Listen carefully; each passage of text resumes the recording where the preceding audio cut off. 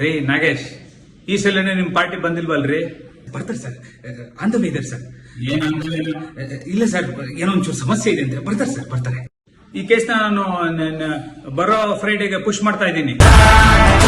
ಬೇಡ ಬೇಡ ಬೇಡ ಬೇಡ ಸರ್, ಈ ಫ್ರೈಡೆ ಬೇಡ ಸರ್, ನೆಕ್ಸ್ಟ್ ಅಲ್ಲ ನೆಕ್ಸ್ಟ್ ಫ್ರೈಡೆ ಮಾಡ್ಕೊಳ್ಳಿ ಸರ್. ಜಡ್ಜು ನೀವೋ ನಾನು? ನಮ್ ಡಿ ಬಾಸ್ ಫಿಲಂ ರಿಲೀಸ್ ಆಗ್ತಿದೆ ಸರ್.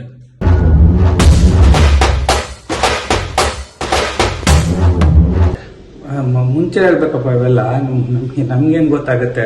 ಸರಿ, ನೆಕ್ಸ್ಟ್ ಅಲ್ಲ ನೆಕ್ಸ್ಟ್ ಫ್ರೈಡೆಗೆ ಪುಷ್ ಮಾಡ್ತೀನಿ ಕೇಸ್ನ.